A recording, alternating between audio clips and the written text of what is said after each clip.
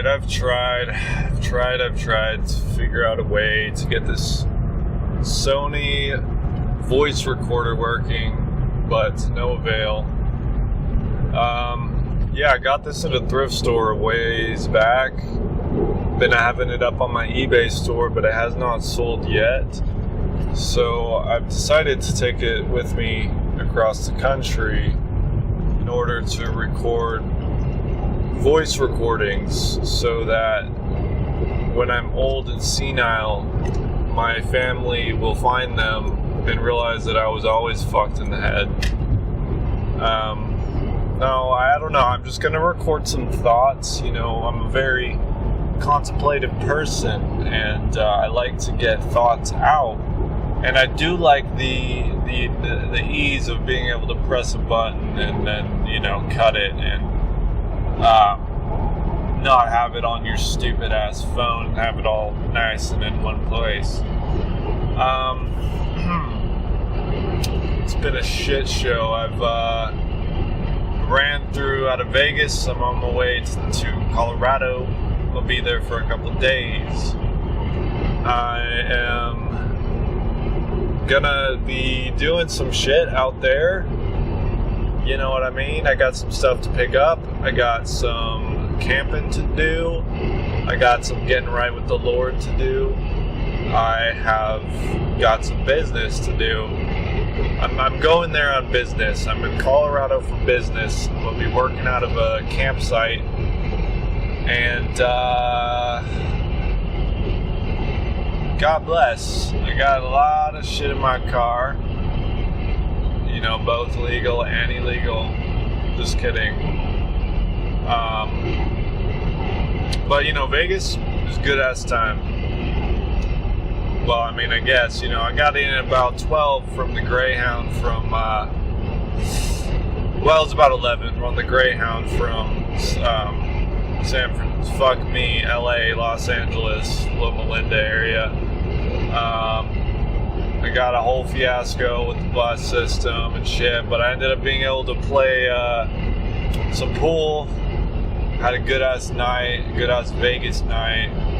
Got back, you know, spent the rest of the next day packing up my shit, going across town, picking up what I needed, and I'm on the road again.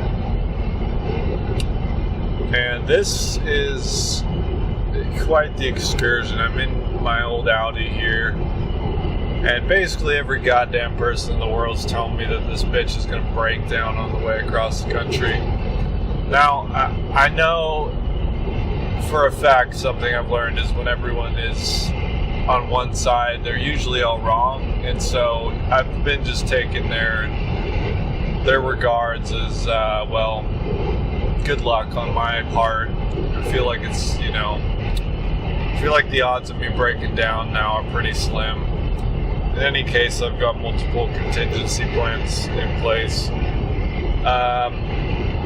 You know, this car's been with me for a goddamn long time. About, probably 4 years now. And, you know, I've done a little bit of work on it, and it's got little hiccups here and there. But, damn thing's been pretty fucking reliable. And to tell you the truth, you know, I've got a buddy out there who's trying to buy the car. And, you know, I'm going to work with him. I'm not trying to rob anybody, you know. And so, I know that he needs a car. I need to get out there. And I need, my soul needs some time on the road. Because that's what keeps me alive at the end of the day. So I think it's going to work out. But this has been my trusty steed for a long time. This is the 2000 Audi A4 wagon. Roof rack, snowboard rack. All-wheel drive, baby. Winter Escape City Slider. This car can do it all. Do it with style. Shout out to the Audi. Shout out to Audi. You guys really did well 22 years ago on this car. I would love to purchase a new vehicle, but I cannot afford it at the moment. But I would be willing to trade a 12-minute commercial rant, audio rant recording of a promotion for the 2000 Audi A4. And if you would like to trade and you would like to accept my offer, you can reach me at wherever the fuck you want to reach me. I got a Gmail, I got phone, I got Facebook, MySpace. But you know, Audi, I fuck with Audis. Audis are great cars. They're just smooth ass ride, man. Like, suspension just locked in. This thing's 22 years old and the suspension is just starting to like loosen up a bit. She's got 200,000 miles, but she rides like a dream. And you know, it's a freaking 4-cylinder, but that turbo all-wheel drive, man, it gives you that extra boost when you need it. You know, you can come out a little slow out the gate, but once she gets to about 4,000 RPMs, it's off to the races. Beautiful car. Anyways, just trying to keep her in the lineage. So if I get her to my buddy and she can get some more life out there in the great out east of Tennessee, then so be it. This car's gotten me through my snowboard business from day one. Basically, this is the company car. But it's time to part ways with her, I guess. But, you know, whatever the fuck. If he doesn't want it, I'll just keep driving the bitch. And here's the thing, I don't care if this thing breaks down, like, fuck it, you know, I'll get a U-Haul and tow her back there. Part the bitch out. Break even. But I don't even need money. I mean, okay, I need money right now because I owe people money. But I'm not like, oh, I need to get this amount for this car that I have. It's like, no, dude, this car cost me $1,400 and it's been the money motherfucking maker. So I'm not sweating if I gotta part the bitch out. But, you know, you could throw $1,500 into this car and fix a lot of problems and make her real nice and squeaky clean. But it's a gamble. You're gambling with fate, you know, because you're in 200,000 miles. So, you know, you might want to just drive this son of a bitch into the ground. If I had money in my pockets, I'd fix this baby up. But I don't. And so, if she can get another 40K miles, keep it in the family, we looking good. That's really all I gotta say. I'm hoping to do some good hiking. Maybe do some DMT. Maybe meet a fine woodsin lady. An elven lady up in the woods of Colorado. Maybe she owns a tea company. Maybe she owns a shack. Maybe she is a butterfly collector. I don't care. All I know is that maybe fate will collide me with the woman of my dreams. It's hard for me to say. I was at a freaking, you know, I went to Norma's Diner back in Vegas. This little place, man, and I walk up in there and I was talking, I had a to-go order, but the coffee wasn't quite ready, and I go in there, man, there's these two beautiful women. I'm like, oh, fuck me, they're tall, they're gorgeous, they're just divine creatures. And I was talking, this place is called Norma's Diner, and I called them in, and someone answered the phone, he said, hey, this is Norma. And I was like, oh shit, this place is for real. I've been in there like one time before. But I go in there and I see this old dude, on this computer, like fucking sweating, just years of work just dripping down his face and etched into his eyebrows. And I was like, this dude's a hustler, man. And I was like, oh shit, these are his 2 daughters, that are just like running the joint for him. And you walk up in there and you see, it says Lavazza Itali's favorite coffee, Italian coffee here, all over the place. And so I sit down and I'm like, I start talking to the one girl and I'm like, so are you guys from Italy? And she looks at me and she says, no, I'm not from Italy. And then she instantly looks to the right and starts taking an order in Spanish. And I was just like, fuck, I'm an idiot. So I just sit there in silence. And in melancholy drear, I look around. And the other girl comes up and, I'm getting ready. I pay, and she puts down my coffee and she says something, and she's like, oh, I thought she said, oh, it's pretty too, like the coffee or some shit. And I was like, thank you. I said, oh, thank you. And I just like left. But, later on, I was like, she wasn't talking about the coffee. She says, oh, you're pretty too. You're pretty too? Are you freaking kidding me, man?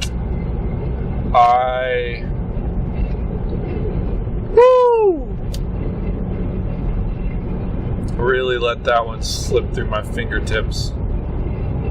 And it's not even like, shit, I might have stayed in Vegas for a woman like that, to be honest with you.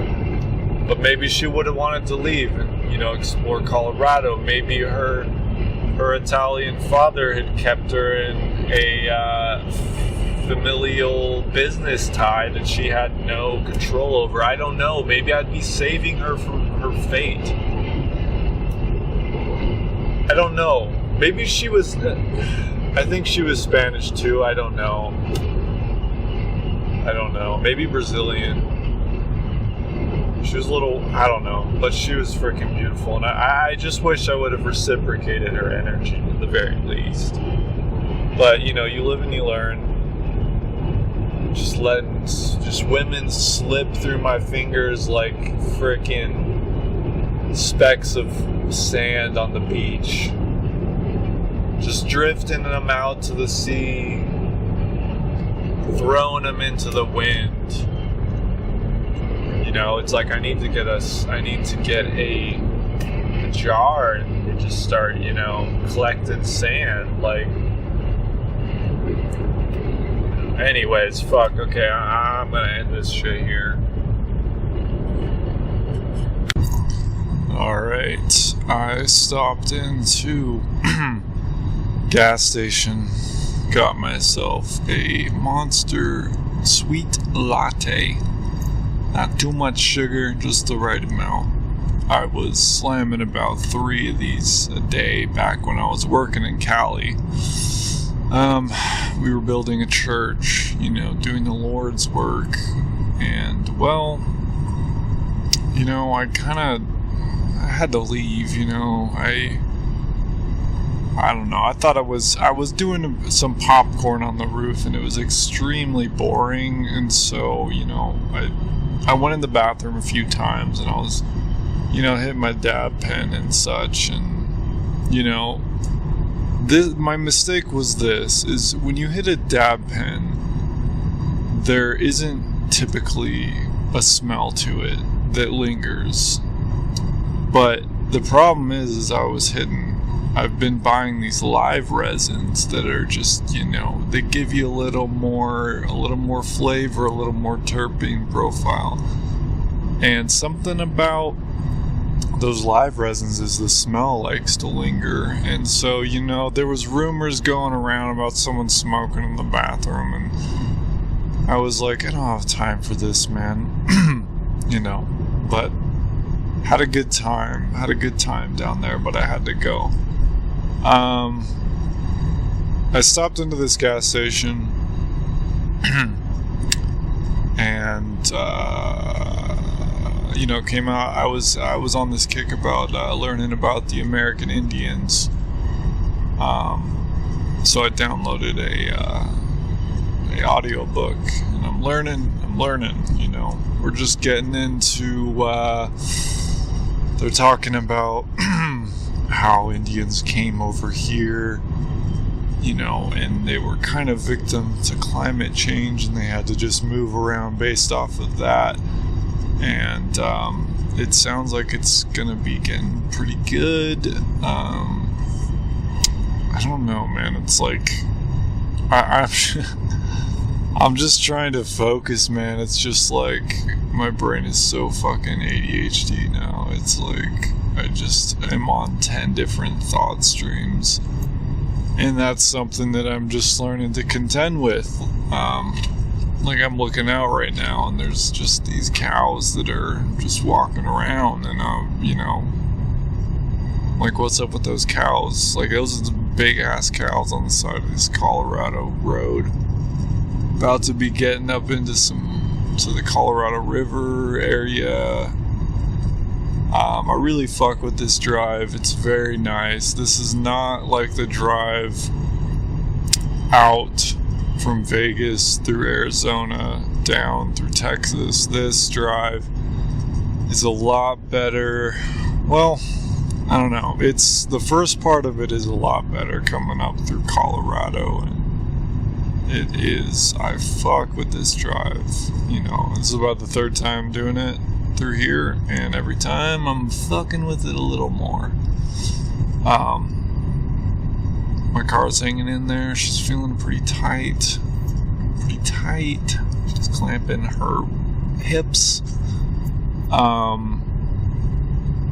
So I stop into this gas station, do a little cocaine, start listening to this audiobook.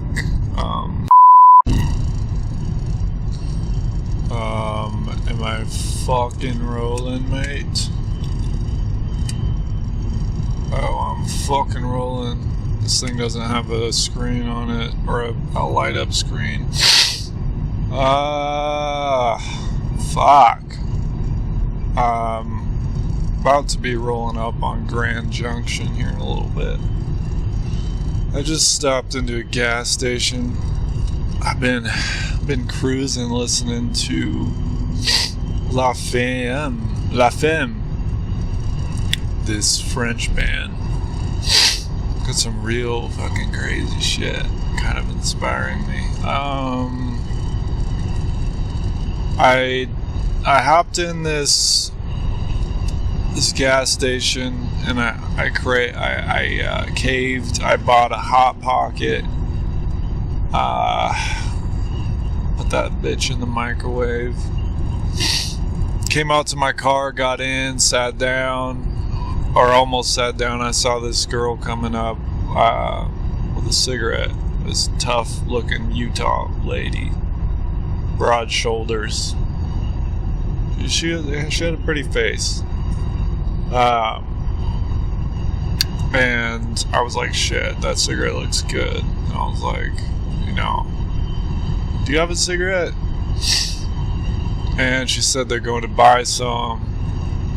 So I go sit in my car. And she says, it's a bad habit, you should kick it. And I was like, damn, you're right. So I go sit in my car, and then she comes and knocks on the door and offering me a cigarette. And I was like, fuck.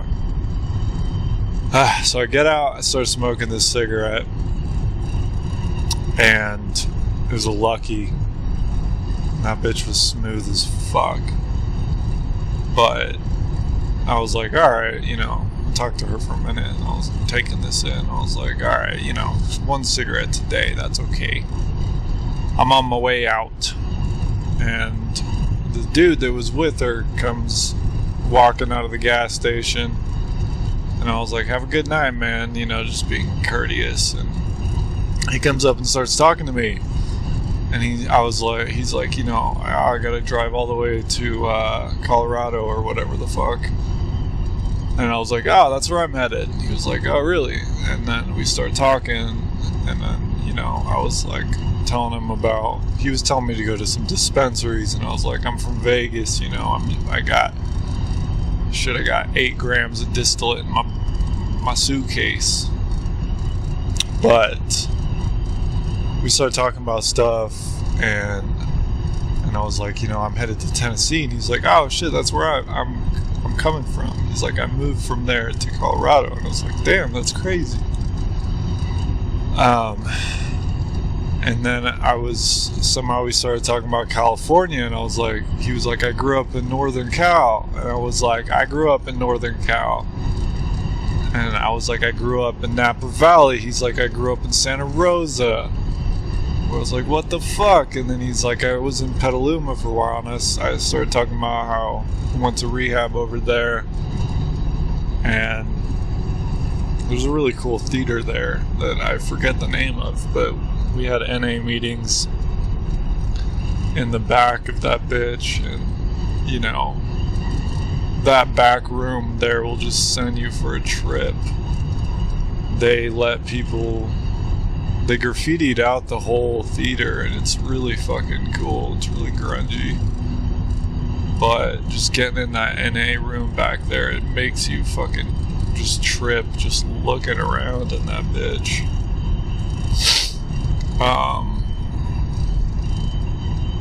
But I learned a lot from those NA meetings now when I go back and look back.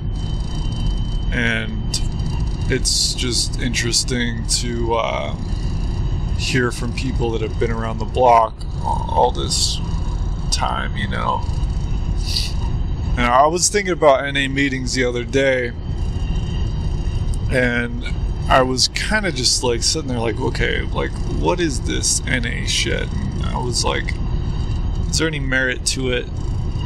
And I started thinking back on some of these NA experiences, and I think there's a lot of merit to the community, and I think that it does help a lot of people.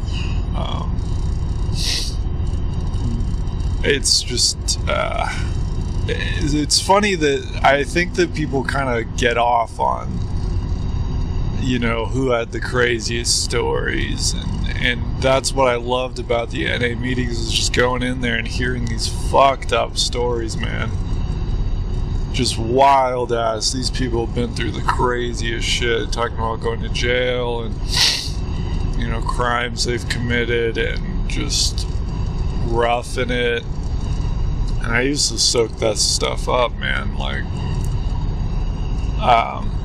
but honestly, when I was in there, I was like, there's a whole life I could live. But, at the end, basically the summary of everybody's story was like, all of this was just a waste of time, and to get me back to sobriety and to where the place I am now. And so, they would talk in a sort of light of reminiscent on the times, but the big moral of the story is we as addicts cannot control the ability to consume substances. And man, as I get older, that message is resounding. And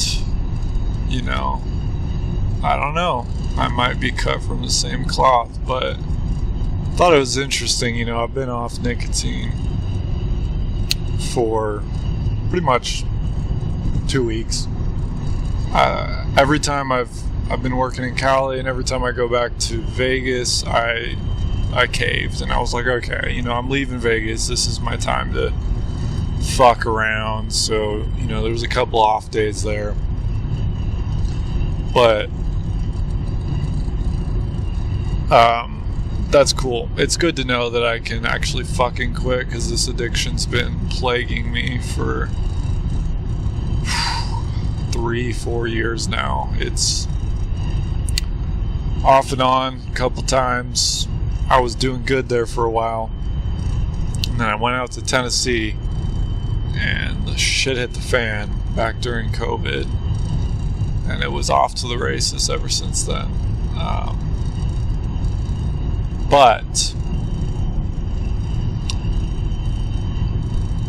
I thought it was interesting. I was like, I accepted this cigarette in this crazy coincidental story, like a kindred spirit. We've been through the same places, we've seen the same things, and I don't know, it was just nice talking to him, but I'm like, what? Why you gotta do that to me? Why you gotta have this beautiful moment around this taboo, this thing I'm supposed to not be doing?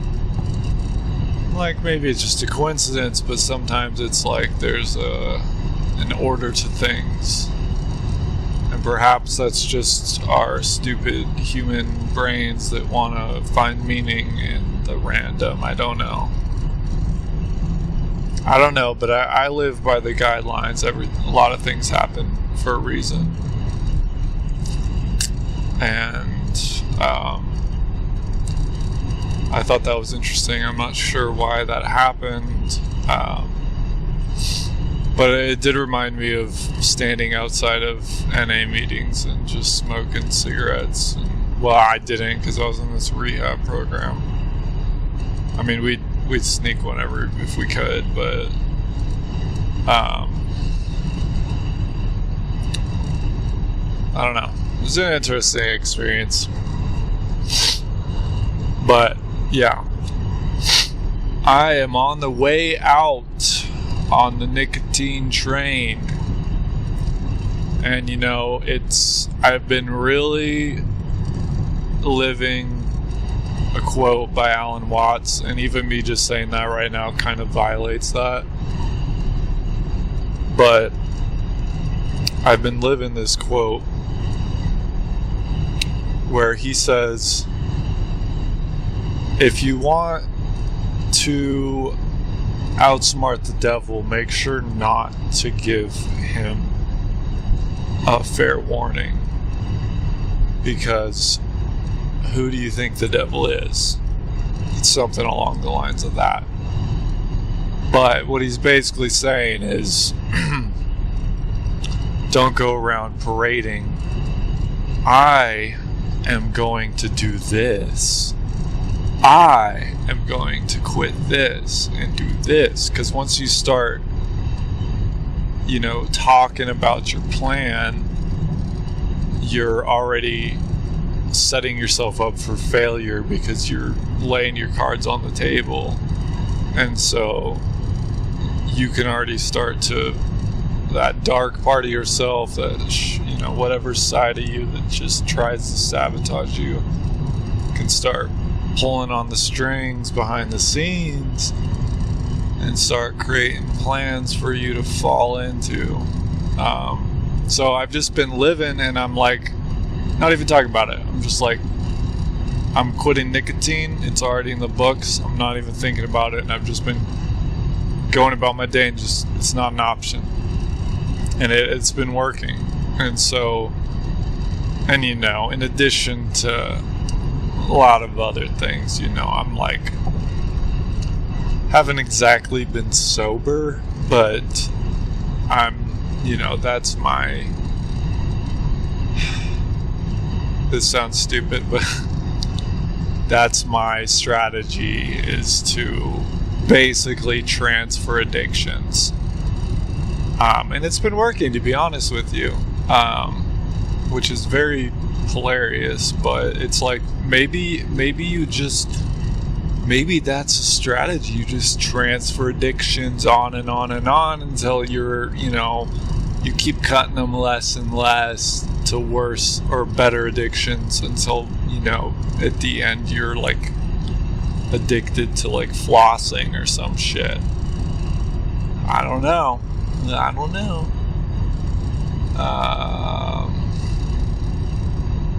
I have no idea what I'm gonna do with this audio. It's like so fucking random. I just like, what am I gonna do? Upload this to YouTube and be like,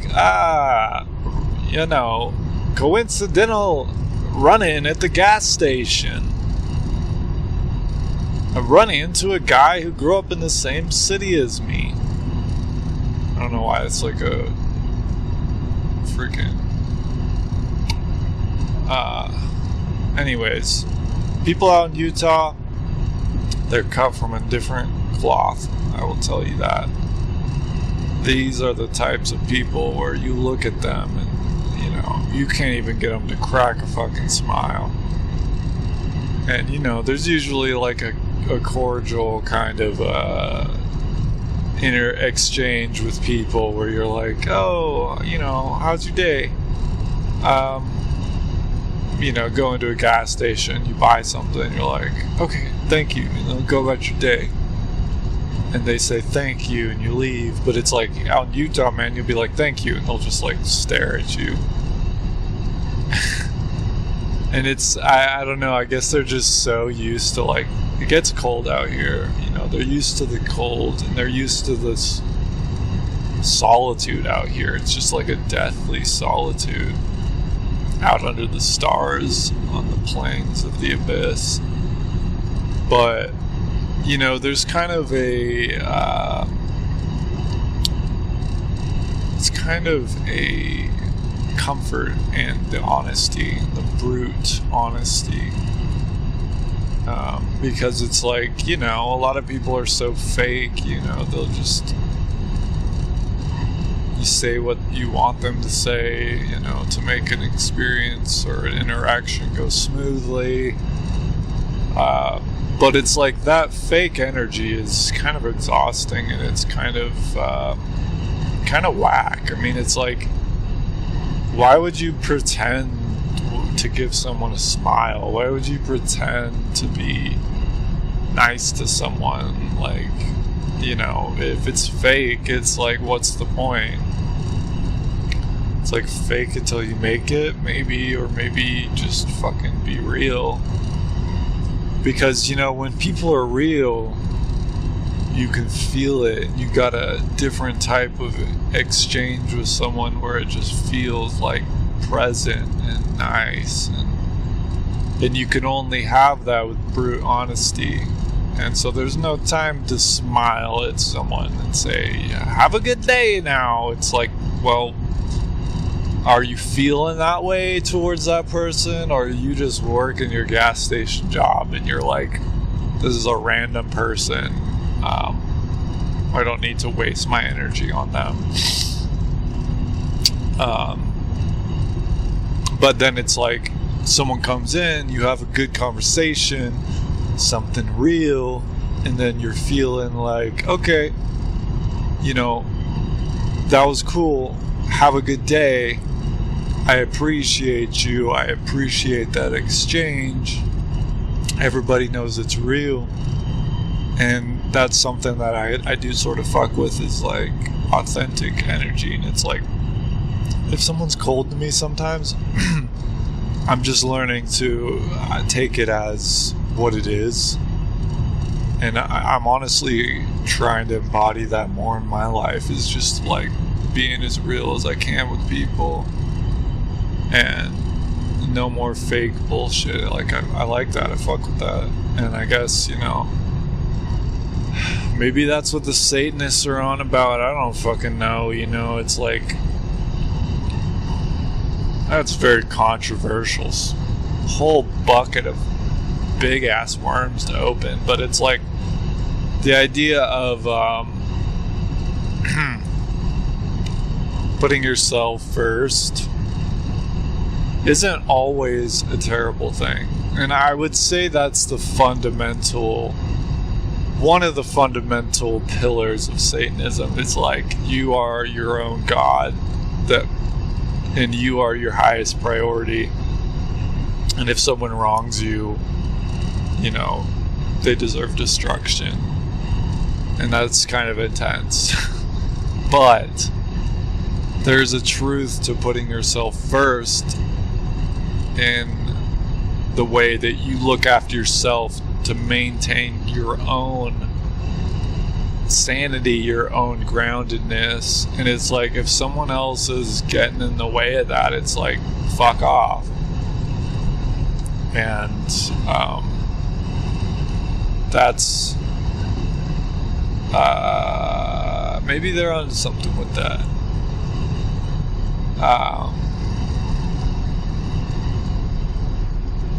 And I guess the other flip side of that would be just always going doing the Christian thing of always looking after people, always being nice. And I'm just speaking of generalizations of Christians that I know, and they either just like don't follow anything and they just say they're Christians, or more commonly is they are, and these are Seventh-day Adventists that I know mainly, but more commonly is they try to follow the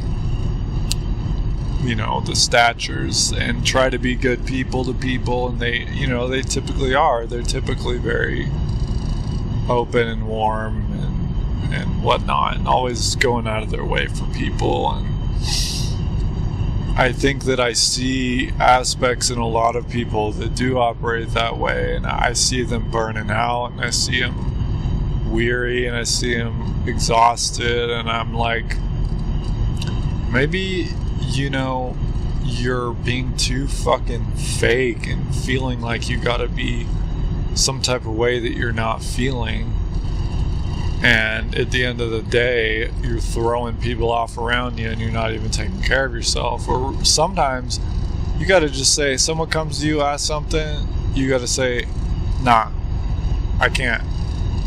Oh, you need help with this? No, I got my own shit to do. And there's nothing wrong with that. There's a balance. You got to take care of yourself and take care of others. But it's like, you want to look out for other people, but you also cannot wear yourself out in the pursuit. And so I guess there's a balance there. Anyways, I guess a lot came out of that. I don't know. Maybe the cigarette was all for this recording. Maybe I'm going to post it on YouTube and go viral. Or maybe someone somewhere might find this interesting. Or maybe I won't post it anywhere. All I know is I have a headset on my face and I'm recording through a vintage Sony voice recorder. And I'm ending this now. Alright, couple things. Where are we at with all this? I am just leaving a friend's house. I had a bunch of equipment there, snowboard equipment stored. Just picked a lot of it up. And, how the plans of the universe change. I was anticipating to be out here sourcing to sell snowboards out here. Now I'm picking up equipment and taking it to Tennessee. So that's pretty fucked if you ask me. I don't know what I'm gonna do with it out there, sell it to some hillbilly, try to get him to go down some BLM dirt power line hill, maybe. I don't know. But we're doing what we gotta do. I think I could ship some of this. But, it's quite comedic because I just stopped into a thrift store and I'm going through all this equipment in there, and I'm like, it's just torture because I'm like, there's so many things I want to buy, but I, for one, don't have space for in the car physically. Number two, don't have money now that I gotta deal with all this bullshit. Having a lot of bullshit thrown my way in the last few months. It's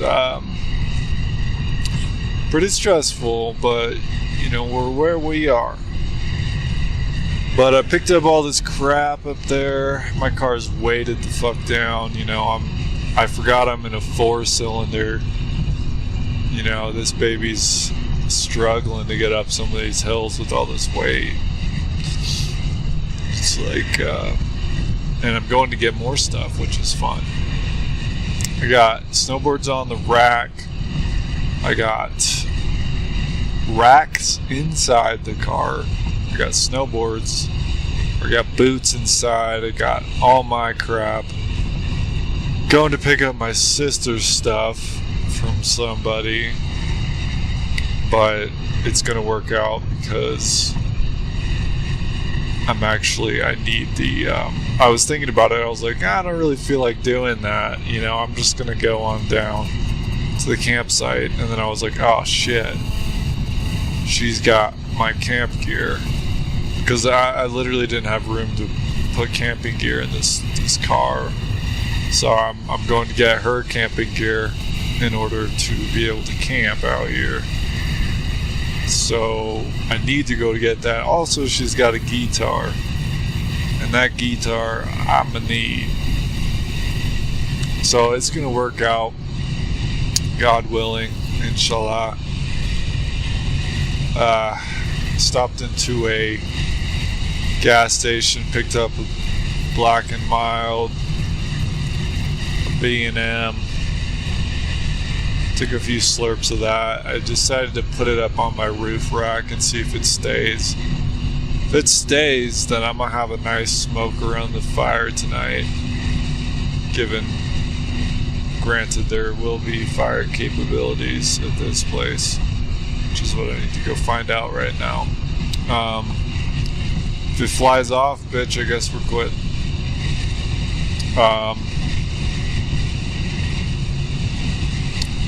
I did a big ass hike, about 4 miles, about 5 miles to be honest with you. I actually, these fucking places around Vail, man, everything's so ritzy. They don't want people parking out there. They don't want, they give you a surcharge if your car looks too shitty. It's like, who do these people think they are? But I had to go up, and I saw it was one of those places that you got to take the bus to the trailhead to hike up, and I was like, man, I don't got time for that. So I drive around, park on the other side of this park. It says the same thing. It's like, you can only park here if you're just going to the park. No trailhead, hooligans. And I said, fuck it. And I went. I walked right through that park, right up that mountain. Good ass hike. I'm wearing John Ravatos. They're like dress shoes, sort of. So I went hiking in dress shoes. My toes are a little cramping, but I was styling. They're slippery as fuck though. There was a couple times I was going to the side, trying to let people pass, and I was like slipping down the mountain. I was like, I'm sorry. I'm wearing Vervatos. They're like, what is that, Spanish? I'm like, I don't fucking know. They're expensive. Like, I got them for free. I walked out of a thrift store with them on my feet. True story. It's a long story, but it is a true story. Good ass hike. I was coming down. And I was wanting to just take pictures of everything. I was like, ooh, that's a picture. Ooh, that's a picture. Oh my gosh. And by the time I get to the top, I'm like, what have I even taken in? Just fucking taking pictures for who? Those bitches are gonna set up my phone. I'm not gonna go posting those bitches. And I'm like, man, am I becoming this person that goes around and takes pictures of everything? Oh my gosh, I did this hike. My John Ravatos. Oh, you wouldn't believe it. I did a hike. Here's the pictures. It's like nobody wants to see. First of all, if you take pictures of yourself on a hike, fuck you. You're like, what are you doing? You're like, oh, here I am in this beautiful place on this earth that God gave to us. But here I am in the midst of all this grandeur. Look at my ass as I flex it in the wind. Like, nah, dude. like, granted, okay, you know, it's okay every once in a while, throw in a selfie, throw in this or that. But if you're just taking pictures of your ass up the mountaintop, not that that's what I was doing, because I don't have an ass, nor am I that type of a person. But I lose track. But, you know, it's like, take pictures of your hike, but then it's like also, you know, when you're in nature, man, you haven't been in nature for a while, you're smoking a little J, get a little high. It's like everything is so beautiful that you just want to capture it all. So you start running up the hill, just like throwing your phone around. You start snapping everything, and it's like none of those pictures, you know, you're like turning on video mode and recording it all because you can't take enough pictures. But none of those pictures are gonna, you know, turn out good. I mean, you might have one or two, but it's like they're all gonna be just muddied, contrived version of reality that's just, you know, it's on a phone, it's on a 5-inch by 3-inch device. You know, it's not the same as sitting out there looking out into the great Colorado mountains as a freaking eagle flies by your face and almost shits on your shoulder, and, you know, a buffalo jumps off the cliff, you know, because that's what happens, you know. That's why there's no more buffalo. It's actually because people were taking too many pictures of them. You got just like, fuck this. Fuck you. I'm jumping off.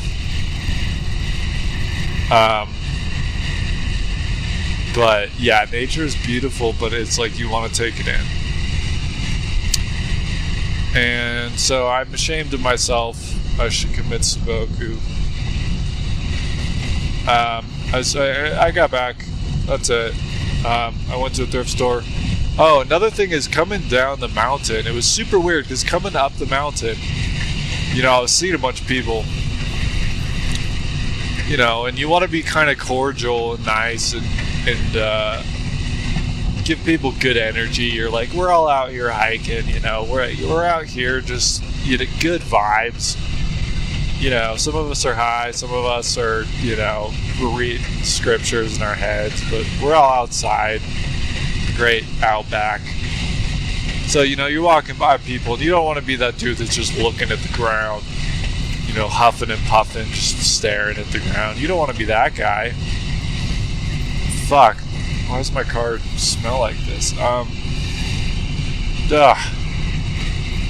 don't want to be that guy, you know? So you look around, and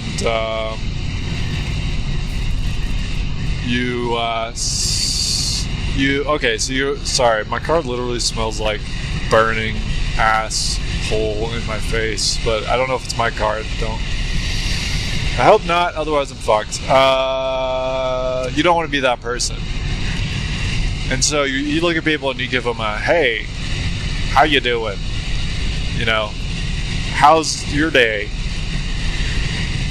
But, you know, and you try not to look at, like, the women. Like, you know, the couples go out hiking and you want to make sure to lock into the guy. Hey, man, I noticed you're walking here. Oh, I didn't even notice your girlfriend with you. That's cool, man. High five. Give me a pound it. You know what I mean? That's not really what I do. I don't know. Some of the times I do, but a lot of the time I'll just, like, look at the women and just kind of... I try to say hi and then look at both of them. Like, hello.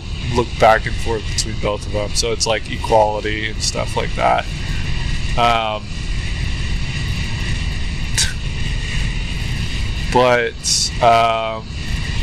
So what was my point? I saw all these people and I was saying, hello, how are you doing? That sandwich looks good. Did you bring me one? Haha. You know, and then on the way down, I was looking at all these people, and I was like, it's the same people. It's the same damn people. Like, literally, I passed all the same people. And I was like, wait a minute. Y'all just walked down. Why are you walking up again? And I don't know if I was just high as fuck or if the simulation just glitched out. But it's like I saw an older couple, like complaining under their breath. I saw them come back up. I saw this other couple coming up. This guy that looked like he was, strung out on heroin was coming up. I saw him on the way down, and I was almost like, I've passed you guys before, haven't I? But I'm pretty sure they would have been like, what the fuck? But, sometimes the simulation will glitch out on you, I guess. That's all I gotta say on that. Went to a thrift store. Same thrift store I went to in February, back out here snowboarding. And it's like, man, I guess it's cool because I'm living a whole circle. My life is just cycling. I'm back in Colorado. I guess that'll be the third time this year I've been in Colorado. That's pretty cool. It's pretty cool. I love Colorado. I would fuck it if it was a bitch. But it's not. It's a state. But I love being inside of it. Just gonna see where the wind blows. And I'm gonna end that right here.